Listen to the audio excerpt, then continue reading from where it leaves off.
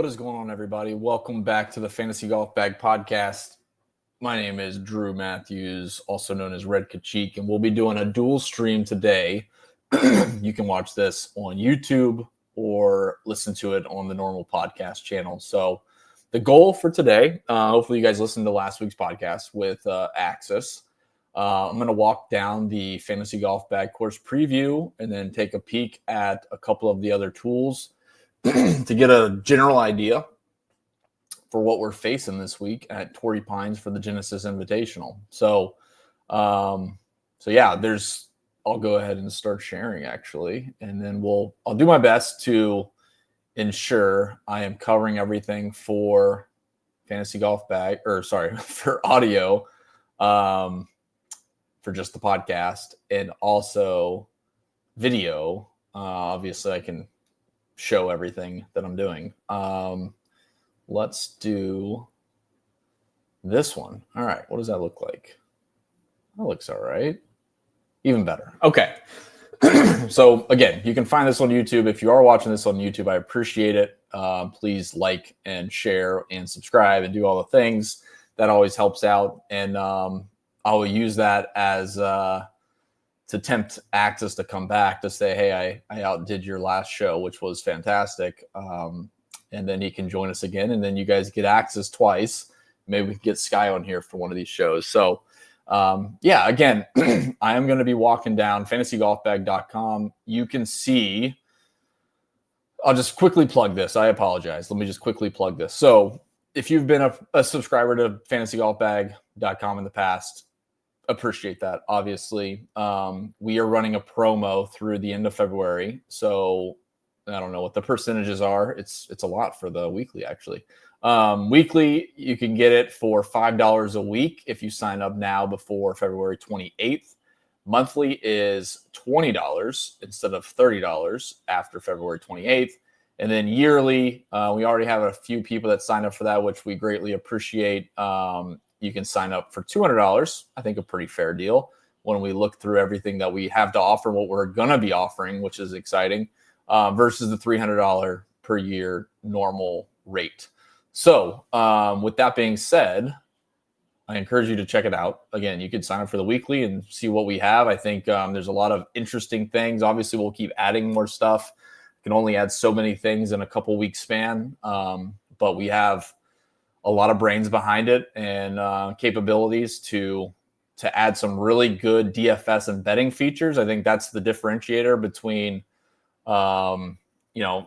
others and Fantasy Golf Bag is the focus on DFS and what we can do for your research every single week. So with that being said, let's go ahead and jump into the first thing you see at fantasygolfbag.com. You'll see these two little buttons, Course Preview Pro, Course Preview Free. Obviously, for this preview, we'll use the Pro version. There's a nice little get started feature here, which you can jump right into the course preview, the player form matrix, tournament summary, and player rolling stats.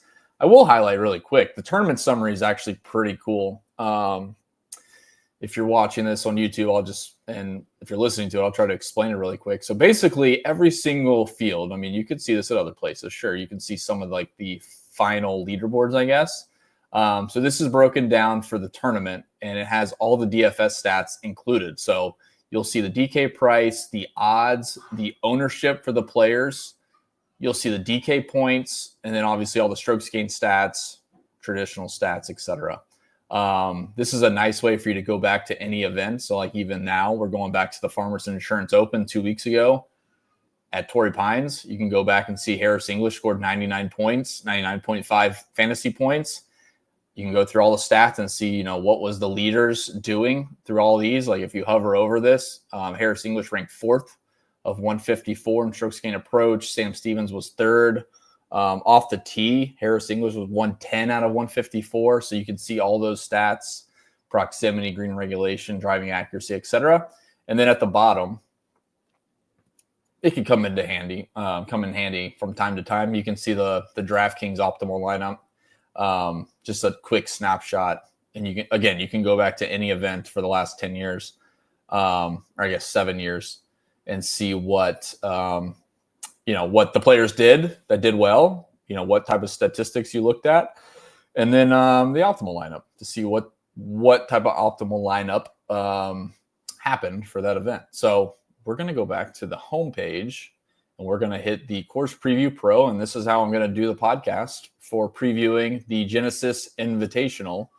A pretty cool, general look at the golf course. So this is what I'll highlight. Obviously, the Genesis Invitational has been played at Riviera the last few years. The cool thing about the Course Preview is it's the actual course, not the event preview.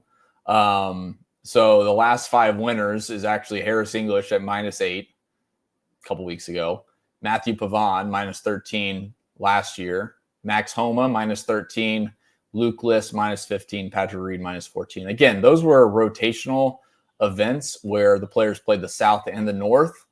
Generally speaking, the Torrey Pines South Course plays about 1 shot over par. So it's definitely more difficult. I think historically, if we scroll down to the bottom, the South Course plays about 1.5 shots under par. And a lot of that was due to this year being such a very favorable Thursday split. But we're only focused on the South Course. So even though this says a course rotation, yes, because it's Torrey Pines is always connected to the North Course. You can disregard that. Obviously, this week they're just playing the South Course. So this golf course is a par 72, 7,700 yards. Again, unfortunately, we just talked about this 3 weeks ago.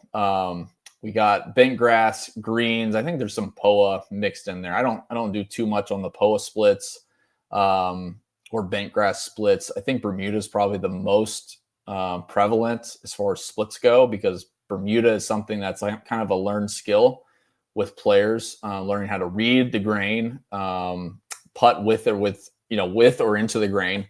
It is a skill. And some guys struggle to come over to the East Coast and specifically Florida from the West Coast or up north down to the South and putt on Bermuda.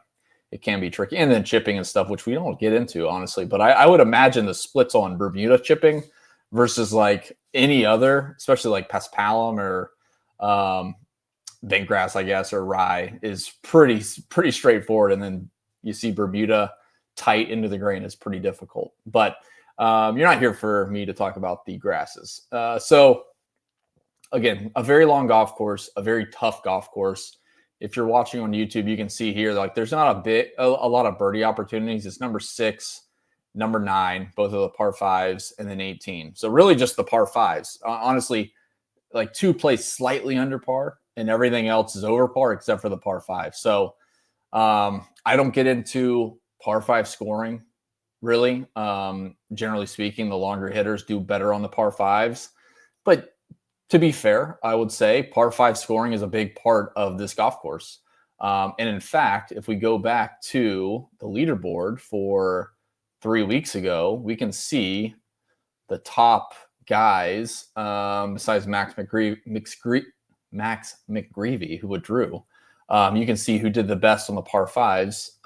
Again, this includes the North Course, so a little bit confusing.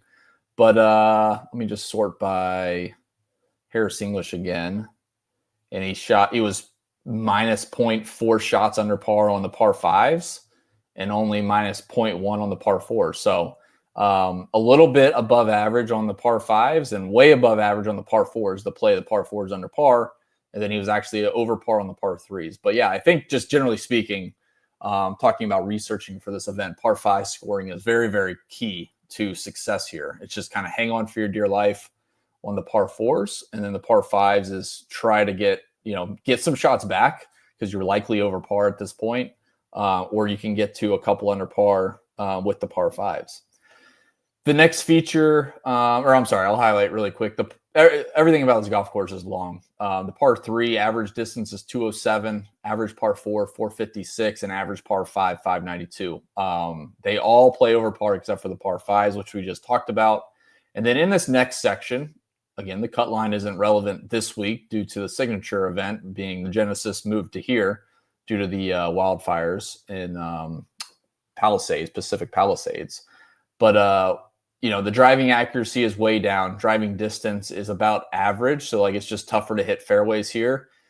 you'll see a lot of red. So like if you're watching this on YouTube, you'll see that all these stats are colored red or green, depending on being harder than the tour average or easier than the tour average.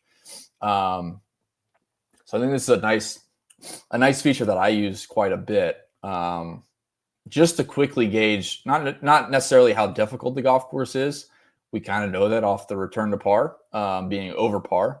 But then like knowing what about the golf course is difficult. We know hitting fairways is difficult. Everyone's going to miss fairways.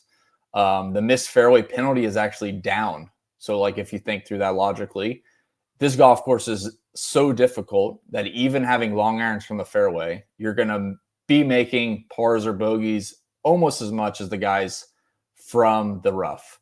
So the missed fairway penalty is actually down just because it's not a birdie fest. If you can make pars from the fairway, make pars from the rough, you're doing pretty well. There is a distance penalty. So it's a slight bump in the distance penalty. And you can highlight this here. Basically, this is the penalty for any drives that went shorter than the average for that hole. This just gives you a good idea for like the distance. Like, does distance matter at the RBC Heritage or at Copperhead, at Innisbrook? Distance isn't a penalty. If you hit it 10 yards shorter than the average, you're still having an iron, just a little bit longer of an iron. Here, you might have a wood into some of these holes, and there's actually a distance penalty increase here. Left rough and right rough, I don't really care about. Some people do. There's bunkers, so like the bunker play doesn't come into effect there. And the green regulation is down.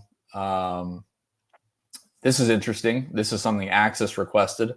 This is green and regulation from the fairway and green and regulation from the rough. So you can see here from the fairway, green and regulation is actually 3.5% lower than the tour average. So like it's tough to hit greens here, even from the fairway. Just because the approaches are longer, which we'll get to. Green regulation from the rough is down 11.5%. So it's even harder to hit fairways or hit greens from the rough than from the fairway. But again, there's not so many birdies that if you can scramble, you're still hanging out with the guys on the leaderboard. This isn't like the John Deere Classic where, making a par, you're losing a quarter of a shot or something every single hole. This is basically, if you can make par, you're gaining a shot, not a shot. You're gaining a quarter of a shot on most of these par fours. So the gist of it is, though, basically this golf course is very tough. I want the guys that are hitting it further, hitting it straight.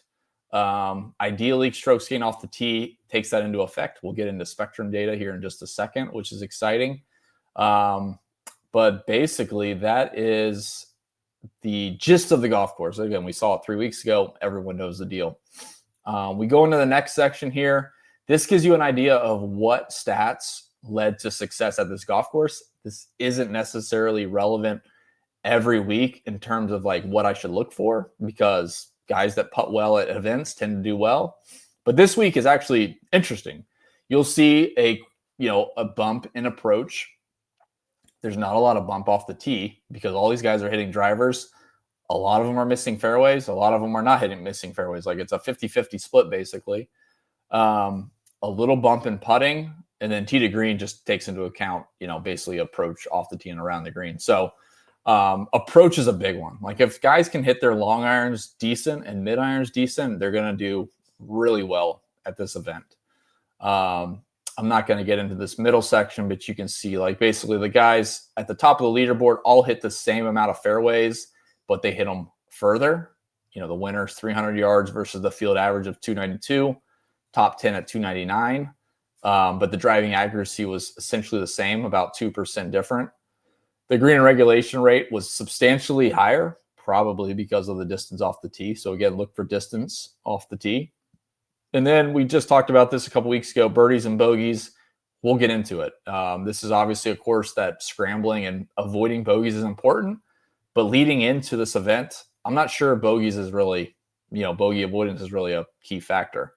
We want to look for guys that have been making birdies, and now they're going to come here. They're going to make less birdies, but they're also going to make less bogeys because they've been making so many birdies. So, again, the distributions on approaches are pretty much spread out evenly with the tour average.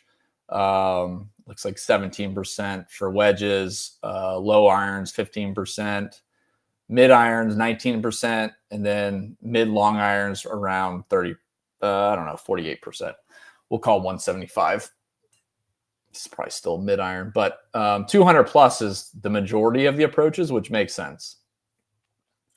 And then in this middle section, and then we'll get into the plays, this is the lead-in stats for the winners of the last 10 years. So Harris English is now included here, so you can go through every single winner of the last 10 years. You can see their odds. You can see the DraftKings salary. And then you can see their lead-in stats from their last 32 rounds, basically, and how many of those are shot link rounds after the FedEx Cup playoff. So trying to get a look at near-term form. Generally speaking, the guys that win here are gaining in every single stat category. I think the biggest one is approach, green and regulation, and birdie or better. Ironically enough, Harris English was losing slightly in birdie or better, but he's also kind of a sporadic iron player, and it was the opposite at this event where his driver was poor. So if you look through all these guys, though, birdie or better was key. Plus 4%, plus 6%, plus 6%. Approach was key. Green and regulation was key. So I think you look for guys that are doing really well off the tee. Kind of bury the lead there off the tee is obviously very, very important at this golf course. But I think the difference maker when you're looking at off the tee is making sure guys are hitting a lot of greens with their tee shots. So off the tee, you can gain a lot with distance. You can also gain a relatively decent amount with accuracy. We want the guys that are gaining kind of with both. So I would bump up the driving distance, off the tee strokes gained, bump that up. We do have Spectrum in the stat model this week, which is fantastic. And then, it's an all-around game at Torrey Pines, but I do think you can see a trend with guys that have been making a lot of birdies, hitting it close. They tend to do well here. In this next section, we have the field and their finishes here. To be fair, Scotty has really not played well here. Granted, it was 4, 5, and 6 years ago with 2 missed cuts out of 3 events. Not many of these guys have been playing here every year. So what's cool is, though, we can filter quickly on the most top 25s. So we can sort this. We got Tony Finau. Again, we talked about him a couple weeks ago for this event with 8 top 25s in the last 10 years. Jason Day, Keegan Bradley, Justin Rose with 5. And we have Hideki, Gary Woodland, Max Homa with 4. If we jump down to the top 10s, we got Tony Finau again with 6 of the last 10 years. Top 10s. That's pretty good. Really, really good. Jason Day, Justin Rose with 4 top 10s in the last 10 years. And then we have Sung J M, Keegan Bradley, Patrick Rogers. So again, just a nice quick snapshot of looking at the performances, course history, whatever you want to call it, at this golf course.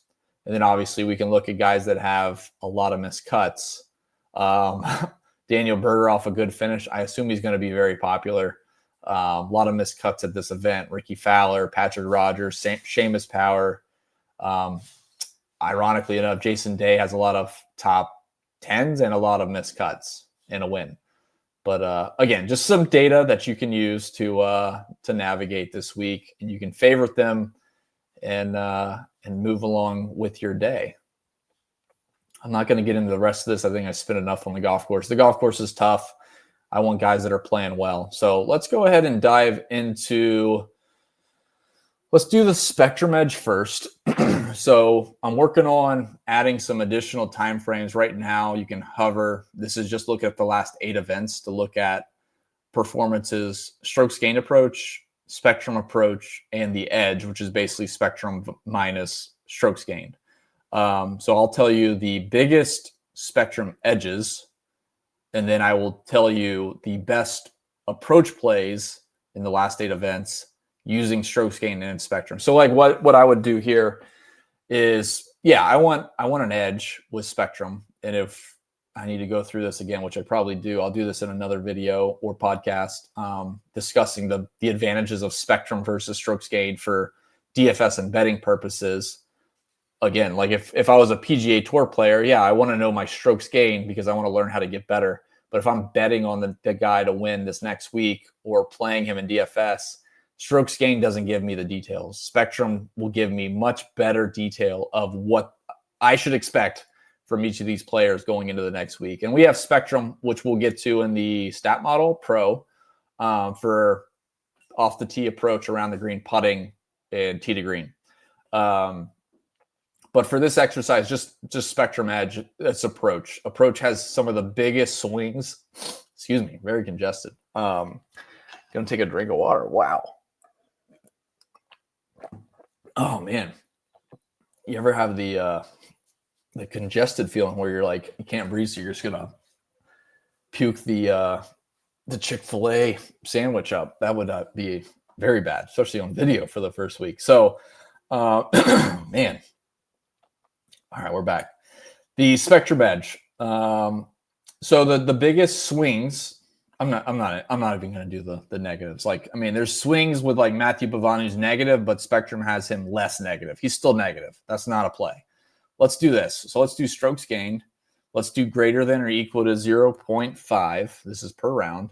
And then we'll do Spectrum greater than or equal to 0.5. So they're gaining half a shot per round.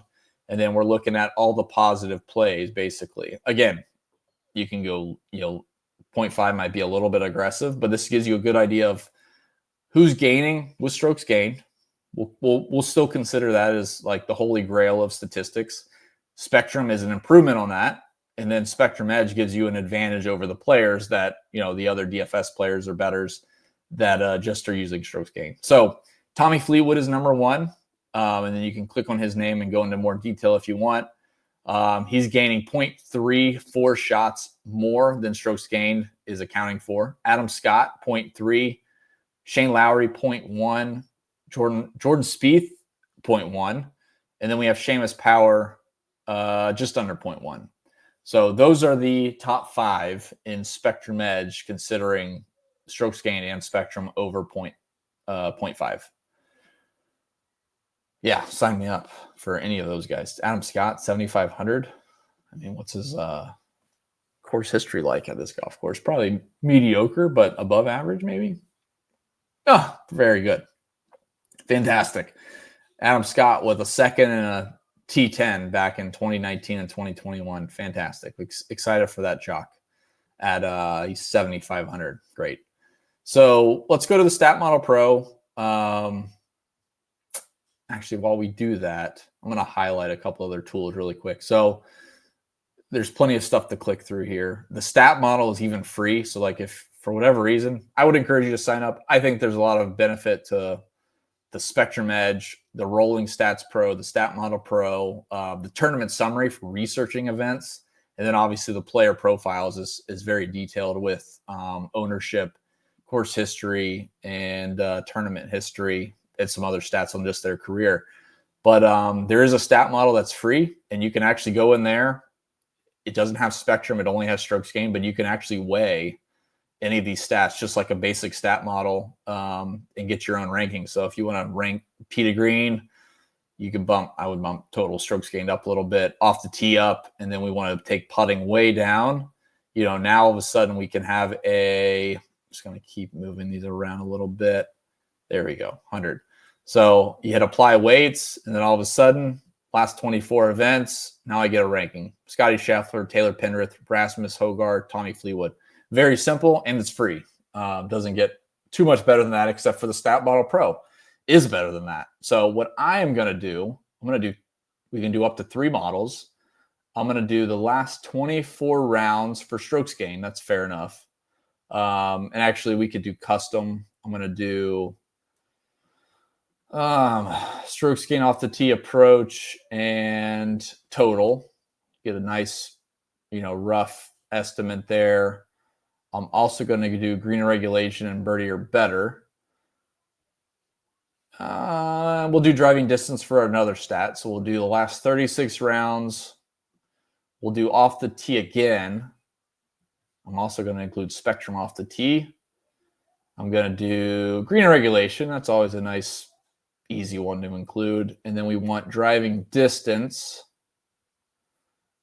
And where'd it go? Right there. All right. And then we are going to we'll do a third model. The last 20 rounds. We'll do custom again. We'll do spectrum off the tee, approach, total, and tee to green. We'll do a little extra bump to around the green, but still weighing off the tee and approach. The FGB Plus, which is a custom stat, which we'll get into later down the road. Again, never hurts to keep green regulation in. And this is a relative green regulation, not a raw. So it's against the field. So Kapalua doesn't get this huge bump. I think that's good enough for now. I'm not going to deal with the proximities at the moment. That should be good. So we'll run that. So we ran 3 different models, different time frames, basically trying to get an idea of like near-term form for certain stats, midterm form. And you can use midterm, short-term, long-term, whatever you want to use. You can do more short-term. And then I did the last 20, and I included spectrum. So now I get a ranking basically right here. And we can go down the list. I'll do it by salary, and this will just help us navigate a little bit easier. So DK did a pretty good job with their pricing. For us, me running this model, and again, if you're watching this on YouTube, you could see all the stats I clicked and the time frames. Basically, Scotty Scheffler, number 1. No surprise there. Everything should be Scotty. Like if Scotty's not number 1, probably want to bump up something else or bump something else down. Just do anything different to get Scotty to number 1, because he is half a shot better than the field. He's more than half a shot better than the field. He's half a shot better than the next best player in the field. But yeah, it's pretty good. I mean, Scotty Scheffler, number 1, Rory McIlroy is 10, Justin Thomas 6, Colin Morikawa 14. So obviously you can't play all these guys. I don't see any reason not to play Scotty Scheffler. I don't care about the course history. That was 4 and 5 and 6 years ago. Scotty's the best player in the field. Rory's coming off a win a couple weeks ago, 2 weeks ago at Pebble. Don't care about that. And then JT. JT is the only other one that I would be tempted to play. And even without Spectrum, or not, even with Spectrum, using the, he holed out on 18 on Sunday for an eagle, which is shout out to Rap, was pissing and moaning about it. And then he holed out, which is great. That's how you win bets around here. We had Justin Thomas still gaining in the last 20 rounds. He's plus 0.7. You can always do, really dive into this. Strokes gain has him gaining 1.05. So we have Spectrum was a little bit less, but it's still really high. Like gaining almost a shot with Spectrum is really good. So to me, again, trying to keep this short and sweet. Scotty Scheffler, number 1. No surprise. Justin Thomas, ranked 6th. I think he is your next best play over 10K. Going into the 9K range, let's see. Taylor Pendrith, I think, is going to be extremely popular. He's 40-1, playing very good golf. You can click his name. I think he played here just a couple weeks ago. Yep, finished T7, has gained across the board. So hopefully you guys are watching this on YouTube. You can see off the tee has been great. Very good stat to have for this golf course. Approach has been great, except for the Sony, but he bounced right back at the Farmers and Pebble Beach. Pebble Beach isn't really as correlated because it's more wedges, but still good to see your iron play is in good shape. And honestly, you can go back to his course history. He's always played pretty well here. So yeah, Taylor Pendrith is easily my number 1 out of the 9K range. He might be my number 1 favorite value overall. Tommy Fleetwood, we just talked about with Spectrum data, 9,100, fantastic. And then, I mean, it's surprising how bad Aberg's ranking out in this field. It's probably just hard to get to be honest.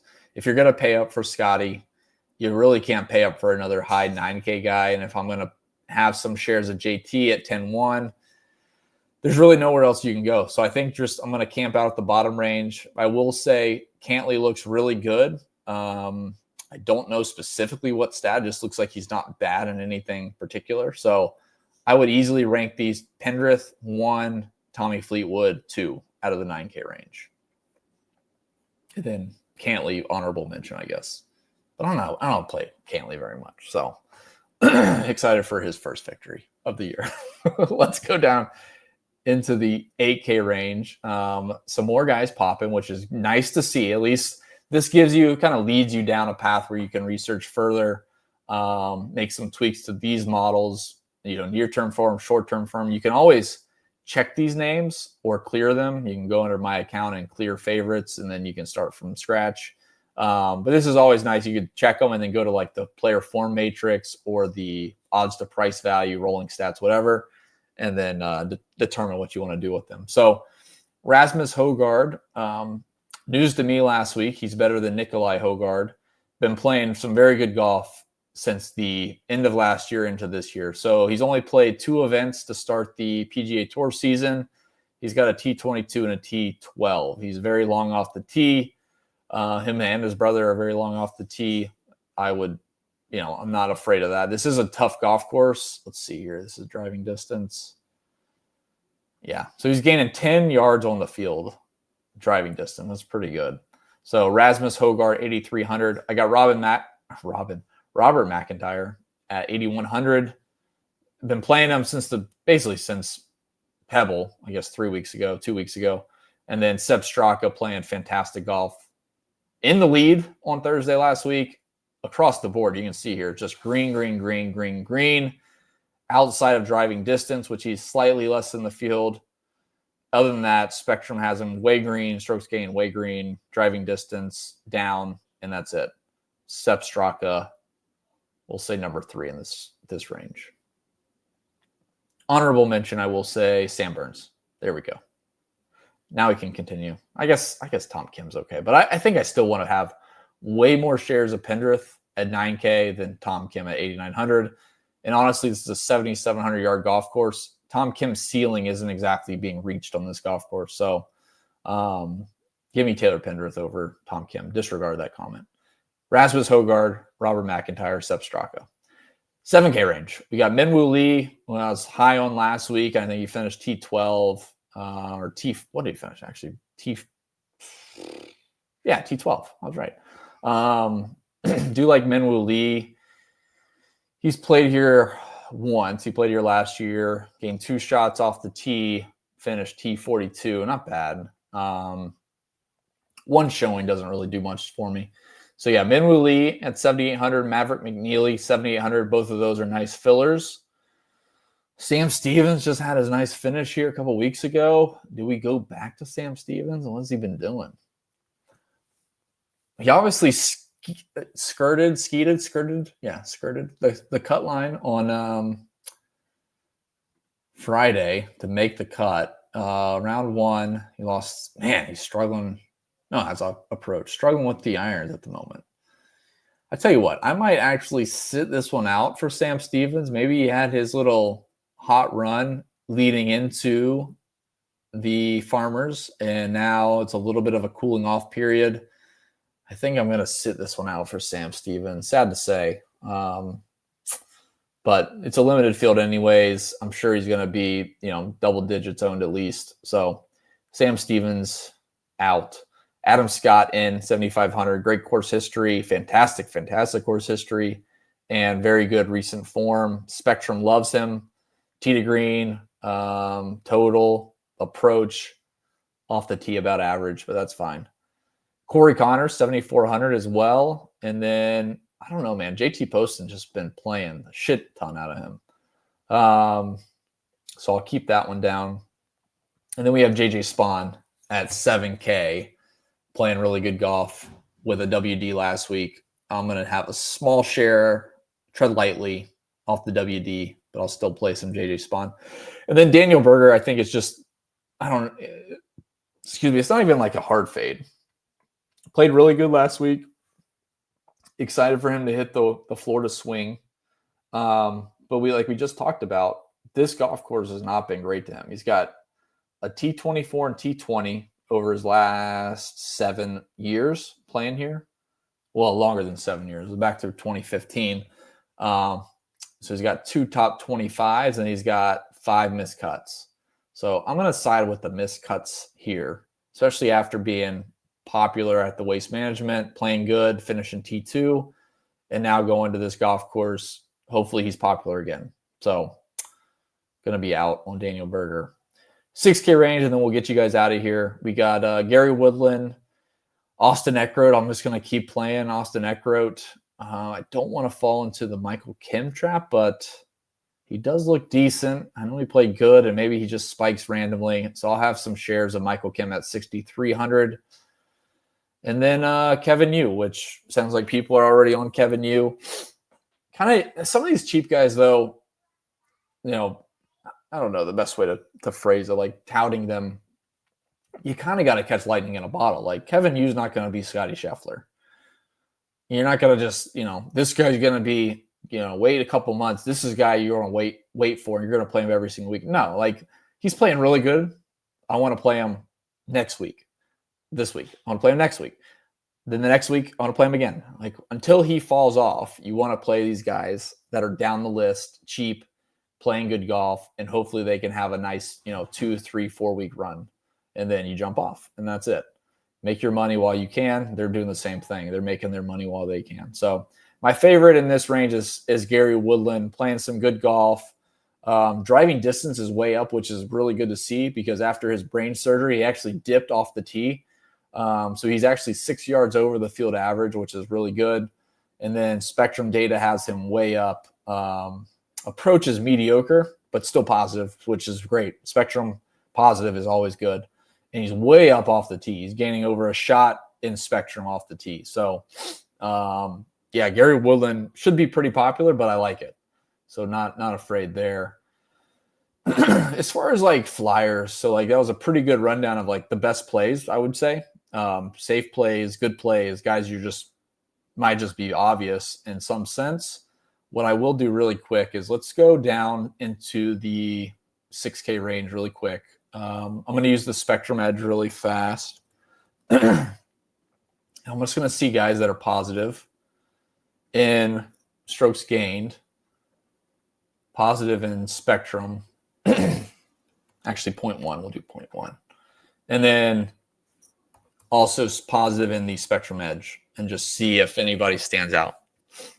All right. Yeah, so a couple notables. Again, if you recall from earlier, we did basically a filter on the strokes gain being 0.5 and Spectrum over 0.5. So there's a few of these guys that were missed, so this could be interesting to play. Justin Rose is the first one at 6,400, 120 to 1. We'll take a peek at his course history really quick. All over the place. He's got a win here in 2019, 2 top 10s in 2017, 2018, top 10 again in 2022. T18 in 2023, and just like a handful of mediocre miscuts, not a big deal. But playing good, T3 at Pebble Beach, and then he missed the cut here 2 weeks ago or 3 weeks ago. So I think Justin Rose, just looking at Spectrum, is a nice low-owned upside play. Seamus Power, Tom Hoagie we talked about. And then that's pretty much it. Denny McCarthy's gaining a little bit, but nothing high. So I would say Tom Hoagie's probably the tricky one, because his driving's so bad. He's probably worth a stab at 6,400. Same with Seamus Power. So, and then Justin Rose, like I said, let's see what Seamus Power is doing. Yeah, not a ton. His approach is good. That's why it's important to look at off the tee with the Stat Model Pro, just to have an overall picture. Yeah, disregard Seamus Power. He's got 5 straight miscuts. Like stop coming to this event, man. Someone needs to coach this guy. So I do think Justin Rose is a nice one. Probably my favorite out of the Spectrum Edge as far as like the 6Ks go. And you can do the reverse. You can look at guys that have been spiking with strokes gained, like Nick Taylor, Cam Davis, Lucas Glover, and then look at Spectrum and show that they're negative.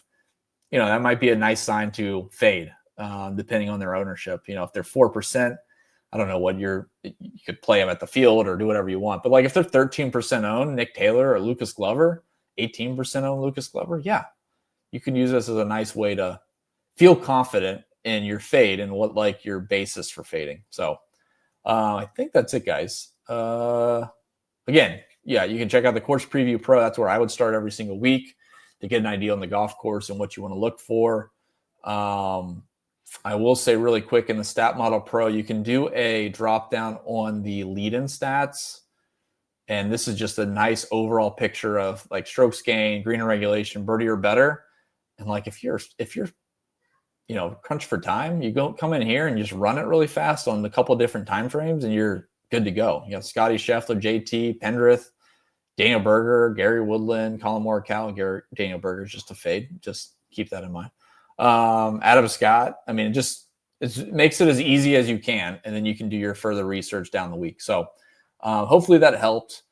I will stop the screen share, and we are done for the Genesis Invitational. Kind of bummed that they're not going to play at the Riviera, to be honest, because obviously I don't want to. Torrey Pines is fine. It's kind of mediocre when you think about the actual golf course. Like, there's some nice scenic spots, but like the golf course is kind of bland in my opinion. But like the Genesis was cool. A lot of tree lines, and guys had to work the ball, and like they had to have unique shots and move the ball off the tee, move the ball with approaches. Missed that one. I wish hopefully they'll have like back. Maybe they'll do like a playoffs event or something with the Riviera. That'd be nice. Some type of commemoration. But appreciate you guys tuning in as always.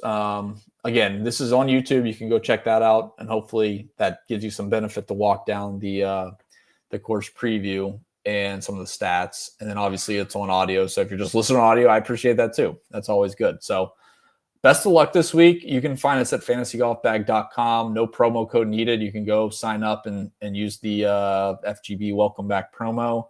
And then obviously the Discord is free to join. So once you sign up, you could just, create a free account and then hop in the Discord and chat with all of us in there. And we like to have fun.